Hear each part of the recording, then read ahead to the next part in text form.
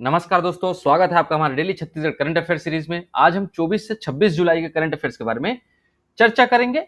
इस वीडियो की पीडीएफ आपको हमारे टेलीग्राम पर मिल जाएगी। साथ ही साथ अगर आपने अभी तक हमारे इस चैनल को सब्सक्राइब नहीं किया तो सब्सक्राइब करें हमारे इस यूट्यूब चैनल को। चलिए, पिछले वीडियो में हमने जो भी पढ़ा था उसका क्विक रिविजन हम कर लेते हैं। बिलासपुर जिले के कितने स्वामी आत्मानंद अंग्रेजी माध्यम स्कूलों में संगीत की शिक्षा देने की पहल की जा रही है? इसका सही उत्तर है 4। छत्तीसगढ़ में आईटीआई के आधुनिकीकरण के लिए तकनीकी शिक्षा एवं कौशल विकास विभाग और किसके बीच एमओयू निष्पादित होगा? टाटा टेक्नोलॉजीज पुणे। मांझिनगढ़ किस जिले में स्थित है? कोंडागांव में स्थित है। रायपुर नगर निगम के QR code best digital door number plate योजना को किन देशों के द एसेट ट्रिपल अवार्ड और CX अवार्ड से सम्मानित किया गया है? थाईलैंड और सिंगापुर। लावा जलाशय योजना छत्तीसगढ़ के किस जिले में स्थित है? बलरामपुर रामानुजगंज में स्थित है। छत्तीसगढ़ के किस जिले के प्राथमिक स्वास्थ्य केंद्र बागोडार को राष्ट्रीय गुणवत्ता आश्वासन मानक प्रमाण पत्र मिला है? कांकेर को। पिछले वीडियो का क्विज क्वेश्चन है कि मुख्यमंत्री मितान योजना के विस्तार के बाद अब सभी नगर पालिकाओं में कितने तरह की सुविधाएं पहुंचाई जाएंगी? 25 तरह की। दोस्तों, अगर 24 से 26 जुलाई के बीच के अगर कोई भी इंपॉर्टेंट टॉपिक का करंट अफेयर छूट जाता है तो उसे मैं कल की वीडियो में कवर कर दूंगा। आगे बढ़ने के पहले मैं आपको ये बता देना चाहता हूं कि मेरी तबीयत अब पहले से थोड़ी ठीक है। आप सबका बहुत बहुत शुक्रिया। तो चलिए आज के पहले प्रश्न की ओर चलते हैं। छत्तीसगढ़ में सुघ्घर पढ़वैया योजना के अंतर्गत रायगढ़ जिले के कितने स्कूल प्लेटिनम एवं सिल्वर अवार्ड के लिए नामित हुए हैं? इसका सही उत्तर है ऑप्शन बी 2। सुघ्घर पढ़वैया योजना अंतर्गत रायगढ़ जिले के 2 स्कूल प्लेटिनम एवं सिल्वर अवार्ड के लिए नामित हुए हैं।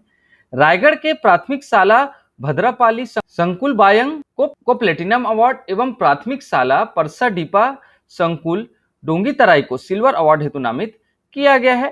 आगामी 15 अगस्त स्वतंत्रता दिवस के अवसर पर उक्त दोनों स्कूलों को राज्य स्तर पर सम्मानित किया जाएगा। मुख्यमंत्री श्री भूपेश बघेल के मंशानुरूप सभी शासकीय प्राथमिक व पूर्व माध्यमिक स्कूलों में पढ़ने वाले बच्चों को उनकी प्रतिभा के अनुरूप कौशल विकास विकसित करने के लिए सुघ्घर पढ़वैया योजना शुरू की गई है।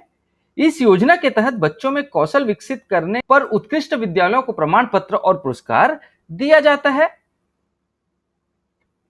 अगला प्रश्न है, छत्तीसगढ़ ग्रामीण आजीविका शिखर सम्मेलन 2023 का आयोजन कहां किया गया है? इसका सही उत्तर है ऑप्शन बी, रायपुर में किया गया है। राजधानी रायपुर में कृषि विभाग समर्थित ग्रांट थॉर्टन भारत LLP और सोसाइटी फॉर डेवलपमेंट अल्टरनेटिव्स द्वारा HDFC बैंक परिवर्तन कार्यक्रम के तहत छत्तीसगढ़ ग्रामीण आजीविका शिखर सम्मेलन 2023 का आयोजन किया गया है। शिखर सम्मेलन का उद्देश्य ग्रामीण आजीविका को बढ़ावा देने में शामिल प्रमुख हितधारकों के बीच ज्ञान और अनुभव साझा करने में मंच प्रदान करना था, जिसमें किसान उत्पादक संगठन, सरकारी पहल और पारिस्थितिकी तंत्र विकास पर विशेष जोर दिया गया।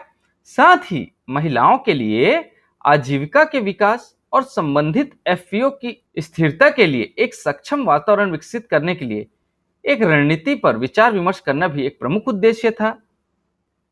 HDFC बैंक CSR या परिवर्तन कार्यक्रम का जो उद्देश्य है 5 लाख से ज्यादा किसानों की आय बढ़ाना और 2 लाख से अधिक युवाओं, महिलाओं और किसानों के कौशल विकास करना है। अगला प्रश्न है, छत्तीसगढ़ में राम पथ से राम वन का शुभारंभ किसने किया है? इसका सही उत्तर है ऑप्शन बी, श्री भूपेश बघेल जी ने किया है। मुख्यमंत्री श्री भूपेश बघेल ने रायपुर स्थित अपने निवास परिसर से निजी FM रेडियो चैनल की पहल राम पथ से राम वन का शुभारंभ किया है और इसमें शामिल 2 वाहनों को सुकमा जिले के राजाराम और कोरिया जिले के सीतामढ़ी हरचौका के लिए हरी झंडी दिखाकर रवाना किया है। राम पथ से राम वन के माध्यम से भगवान राम की छत्तीसगढ़ यात्रा में शामिल प्रमुख स्थानों की मिट्टी एकत्रित कर इसके अंतिम पड़ाव माता कौशल्या धाम चंदखुरी में वृक्षारोपण किया जाएगा। साथ ही इस यात्रा के दौरान FM चैनल द्वारा भगवान श्री राम की छत्तीसगढ़ यात्रा से जुड़ी कहानियों और मान्यताओं को भी आम जनों के साथ साझा किया जाएगा। तो ध्यान रखिएगा दोस्तों, इसमें जो है 94.3 माई FM के द्वारा राम पथ से राम वन यात्रा का पहल किया गया है। FM चैनल द्वारा राम पथ से राम वन की पहल से राम वन गमन पथ के प्रमुख स्थानों जैसे कोरिया के सीतामढ़ी चौका, सरगुजा के रामगढ़, जांजगीर चांपा के शिवरी नारायण, बलौदा बाजार के तुरतुरिया, रायपुर के चंदखुरी, गरियाबंद के राजिम, धमतरी के सिहावा, बस्तर की जगदलपुर और सुकमा के राजाराम से मिट्टी एकत्रित कर माता कौशल्या धाम परिसर चंदखुरी में वृक्षारोपण किया जाएगा। मुख्यमंत्री ने कहा है कि हम भाग्यशाली हैं कि हमें राम वन गमन पथ को विकसित करने का अवसर मिला है और वर्तमान में 9 प्रमुख स्थानों पर निर्माण कार्य जारी है। अगला प्रश्न है, श्रीलंका में आयोजित मिसेस इंडिया इंक सीजन 4 की प्रतियोगिता में मिसेस इंडिया चुनी गई चेतना जोशी तिवारी छत्तीसगढ़ के किस जिले से संबंधित है? इसका सही उत्तर है ऑप्शन बी, जांजगीर चांपा से। श्रीलंका की राजधानी कोलंबो में 13 से 19 जुलाई को मिसेस यूनिवर्स स्पर्धा में भारत से मिसेस इंडिया 2023 चुनी गई चेतना जोशी तिवारी ने ताज जीतकर छत्तीसगढ़ राज्य को गौरवान्वित किया है। चेतना जोशी तिवारी छत्तीसगढ़ के जांजगीर चांपा जिले की निवासी हैं। चेतना ने इस प्रतिस्पर्धा में देश भर से आए 75 प्रतिभागियों को पीछे छोड़ते हुए मिसेस इंडिया 2023 का खिताब अपने नाम कर लिया है। आपको इसी प्रश्न को दूसरे तरीके से पूछा जा सकता है दोस्तों कि छत्तीसगढ़ से किसने मिसेस इंडिया 2023 का खिताब जीता है, यह भी आपको पूछा जा सकता है। अगला प्रश्न है, चीन में आयोजित एशियन सॉफ्टबॉल प्रतियोगिता में भाग लेने वाली भारतीय महिला टीम में छत्तीसगढ़ से किसे शामिल किया गया है? इसका सही उत्तर है ऑप्शन ए, गंगा सोना को। और जो अंजलि खलगो है ना दोस्तों, ये बेसबॉल खिलाड़ी हैं जो वुमेन्स बेसबॉल चैंपियनशिप में इंडियन टीम का हिस्सा रही हैं। चीन के होंगझोउ में सितंबर-अक्टूबर महीने में आयोजित एशियन सॉफ्टबॉल प्रतियोगिता में भाग लेने वाली भारतीय महिला टीम में छत्तीसगढ़ की गंगा सोना को शामिल कर लिया गया है। गंगा सोना ने 11 बार नेशनल चैंपियनशिप में छत्तीसगढ़ का प्रतिनिधित्व किया है तथा गुजरात में आयोजित नेशनल गेम्स में कांस्य पदक जीतने वाली टीम की सदस्य रही हैं। सॉफ्टबॉल में बतौर पिचर की पोजीशन पर खेलने वाली खिलाड़ी हैं। साथ ही गंगा सोना के साथ रायपुर की प्रीति वर्मा को भी टीम में रिजर्व खिलाड़ी के रूप में स्थान प्राप्त हुआ है। अगला प्रश्न है, छत्तीसगढ़ राज्य के उत्कृष्ट विधायक सम्मान 2022 किसे प्रदान किया गया है? इसका सही उत्तर है ऑप्शन डी, ए और बी दोनों को। तो छत्तीसगढ़ राज्य के उत्कृष्ट विधायक सम्मान 2022 रंजना दीपेंद्र साहू और संगीता सिन्हा दोनों को प्रदान किया गया है। तो ध्यान रखिएगा दोस्तों, जो उत्कृष्ट विधायक सम्मान है ना, ये वर्ष 2022 के लिए प्रदान किया गया है और यह सम्मान 2023 में प्रदान किया गया है। तो आप इसमें बिल्कुल कंफ्यूजन मत होइएगा। राज्यपाल श्री विश्वभूषण हरिचंदन छत्तीसगढ़ विधानसभा द्वारा आयोजित उत्कृष्टता अलंकरण समारोह और पंचम विधानसभा के विधायकों के लिए आयोजित विदाई समारोह में मुख्य अतिथि शामिल हुए थे। इस कार्यक्रम में सत्ता पक्ष की विधायक श्रीमती संगीता सिन्हा और प्रतिपक्ष की विधायक श्रीमती रंजना दीपेंद्र साहू को वर्ष 2022 की उत्कृष्ट विधायक सम्मान प्रदान किया गया है। वहीं विधायक श्री धर्मजीत सिंह को पंचम विधानसभा के जागरूक विधायक सम्मान से नवाजा गया है। प्रिंट मीडिया के श्री राहुल जैन और इलेक्ट्रॉनिक मीडिया के श्री देवव्रत भगत और कैमरामैन रोहित श्रीवास्तव को उत्कृष्ट संसदीय पत्रकार का सम्मान दिया गया है। अगला प्रश्न है, छत्तीसगढ़ के किस जिले में देश का तीसरा सरकारी अंडरग्राउंड फूड इरेडिएटर प्लांट लगेगा? इसका सही उत्तर है ऑप्शन ए, दुर्ग में।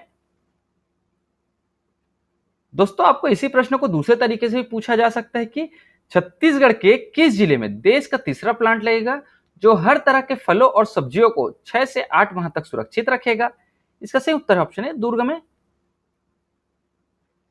भाभा एटॉमिक सेंटर बार्क की प्रिजर्व तकनीक से दुर्ग के मर्रा में केंद्र सरकार द्वारा सरकारी अंडरग्राउंड फूड इरेडिएटर प्लांट लगने जा रहा है। इससे 15 सेकंड तक गामा किरणों के इस्तेमाल से सब्जियां, फल, अनाज, मसाले, दुग्ध उत्पाद 6 से 8 महीने तक प्रिजर्व किए जा सकेंगे। भारत के अहमदाबाद और बेंगलुरु के बाद छत्तीसगढ़ के रायपुर में यह देश का तीसरा प्लांट होगा। दोस्तों, दुर्ग जिले से संबंधित करंट अफेयर्स के कुछ प्रमुख बिंदु हैं जिनके बारे में भी हम रिवीजन कर लेते हैं। दुर्ग जिले का पहला डिजिटल लाइब्रेरी खुर्सीपार में बनाया जा रहा है। छत्तीसगढ़ में दुर्ग जिले में नवनिर्मित फॉरेस्ट लाइब्रेरी का उद्घाटन किया गया है। मनरेगा के अंतर्गत महिला श्रमिकों को रोजगार देने में दुर्ग जिला प्रथम स्थान पर है। छत्तीसगढ़ के दुर्ग जिले में रेडियो एफएम चैनल 91.2 का शुभारंभ होने जा रहा है। और साथ साथ छत्तीसगढ़ में सबसे पहले किन शहरों में 5G की सर्विस चालू हुई थी? तो भिलाई, दुर्ग और रायपुर में हुई थी।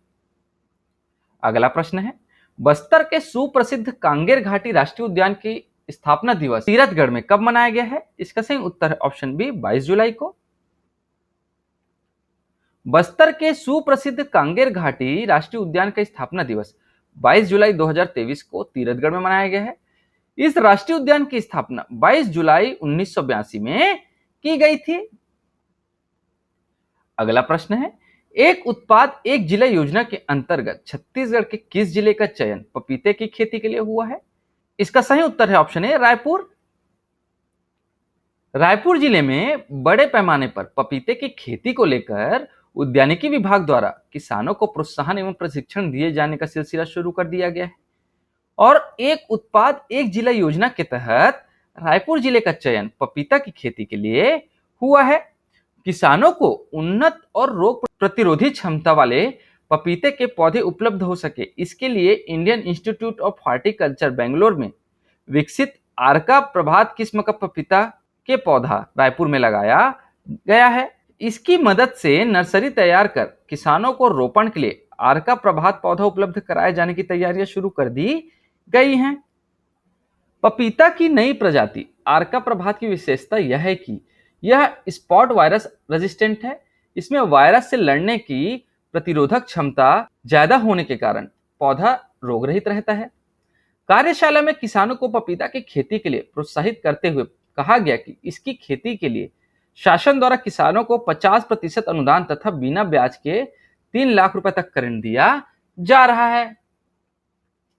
अगला प्रश्न है, छत्तीसगढ़ के कितनी शासकीय ITI के आधुनिकीकरण के लिए तकनीकी शिक्षा एवं कौशल विकास विभाग और टाटा टेक्नोलॉजीज के बीच MOU हस्ताक्षर किए गए हैं? इसका सही उत्तर ऑप्शन सी 36। मुख्यमंत्री श्री भूपेश बघेल की उपस्थिति में विधानसभा परिसर स्थित उनके कार्यालय में आयोजित कार्यक्रम में छत्तीसगढ़ के 36 ITI के आधुनिकीकरण के लिए लगभग 1188.36 करोड़ की परियोजना पर तकनीकी शिक्षा एवं कौशल विकास विभाग और टाटा टेक्नोलॉजीज पुणे के बीच MOU हस्ताक्षर किए गए हैं। MOU के तहत टाटा टेक्नोलॉजीज द्वारा छत्तीसगढ़ के 36 ITI में युवाओं को 6 नए टेंडरों में तथा 23 शॉर्ट टर्म कोर्स में प्रशिक्षण दिया जाएगा। टाटा टेक्नोलॉजीज द्वारा राज्य के चयनित ITI में अत्याधुनिक तकनीकी वर्कशॉप की स्थापना तथा प्रशिक्षकों की व्यवस्था की जाएगी। ध्यान रखिएगा दोस्तों, आपको यह भी पूछा जा सकता है छत्तीसगढ़ की ITI के आधुनिकीकरण के लिए तकनीकी शिक्षा एवं कौशल विभाग तथा किसके बीच MOU हस्ताक्षर किए हैं? तो ध्यान रखिएगा, टाटा टेक्नोलॉजीज पुणे के मध्य MOU हस्ताक्षर किए गए हैं। टाटा टेक्नोलॉजीज लिमिटेड के सहयोग से छत्तीसगढ़ के तकनीकी संस्थानों को टेक्नोलॉजी हब के रूप में विकसित करने तथा कृषि अनुसंधान व नवाचार केंद्रों के रूप में उन्नयन हेतु राज्य योजना आयोग एवं टाटा टेक्नोलॉजीज पुणे लिमिटेड के मध्य मुख्यमंत्री श्री भूपेश बघेल की उपस्थिति में 1 अक्टूबर 2022 को MOU किया गया था। इसकी अगली कड़ी के रूप में टाटा टेक्नोलॉजीज लिमिटेड के सहयोग से राज्य की निम्नलिखित 36 ITI के उन्नयन हेतु MOU किया गया है। अगला प्रश्न है, छत्तीसगढ़िया ओलंपिक 2023 के दूसरे चरण की शुरुआत कब से किया जाएगा? इसका सही उत्तर है ऑप्शन बी 26 जुलाई से। हरेली तिहार के दिन से शुरू हुए छत्तीसगढ़िया ओलंपिक के दूसरे चरण जोन स्तर की शुरुआत 26 जुलाई से हो रही है। इसमें 8 राजीव युवा मितान क्लब को मिलाकर एक जोन बनाया गया है। तो ध्यान रखिएगा दोस्तों, 8 राजीव युवा मितान क्लब को मिलाकर एक जोन बनाया गया है। अगला प्रश्न है, छत्तीसगढ़ में जल जीवन मिशन के अंतर्गत कौन सा जिला घरेलू नल कनेक्शन देने में अग्रणी है? इसका सही उत्तर है ऑप्शन ए जांजगीर चांपा। छत्तीसगढ़ में जल जीवन मिशन के अंतर्गत घरों में शुद्ध पेयजल आपूर्ति के लिए चलाए जा रहे अभियान के अंतर्गत 50,11,548 परिवारों को घरेलू नल कनेक्शन दिया जाना है, जिसके तहत वर्तमान में 26,91,222 घरेलू नल कनेक्शन दिए जा चुके हैं, जिसमें छत्तीसगढ़ के जांजगीर चांपा जिला सर्वाधिक 2,39,993 ग्रामीण परिवारों को घरेलू नल कनेक्शन देने में अग्रणी है। इसी तरह राजनांदगांव जिला 1,84,770 घरेलू नल कनेक्शन देने में दूसरे स्थान पर तथा रायगढ़ जिला परिवारों को घरेलू नल कनेक्शन देने में क्रमशः तीसरे स्थान पर है। जल जीवन मिशन के अंतर्गत छत्तीसगढ़ में प्रति व्यक्ति प्रतिदिन 55 लीटर के मान से शुद्ध पेयजल उपलब्ध कराया जा रहा है। दोस्तों, आज के लिए आपका प्रश्न है, हाल ही में छत्तीसगढ़ राज्य औद्योगिक विकास निगम के नवनियुक्त अध्यक्ष कौन बने हैं? 4 ऑप्शन आपको दिए गए हैं। इसका सही उत्तर आप हमें हमारे कमेंट बॉक्स में जरूर बताएं। दोस्तों, उत्तर गलत हो या सही, आप इस क्वेश्चन को अटेम्प्ट जरूर करें। आज की वीडियो में इतना ही दोस्तों। आशा करता हूं आपको हमारी वीडियो पसंद आई होगी। अगर आपको हमारी वीडियो पसंद आती है, लाइक करें, शेयर करें और हमारे इस चैनल को सब्सक्राइब करें। इस वीडियो को देखने के लिए आपका बहुत बहुत शुक्रिया। Thank you very much.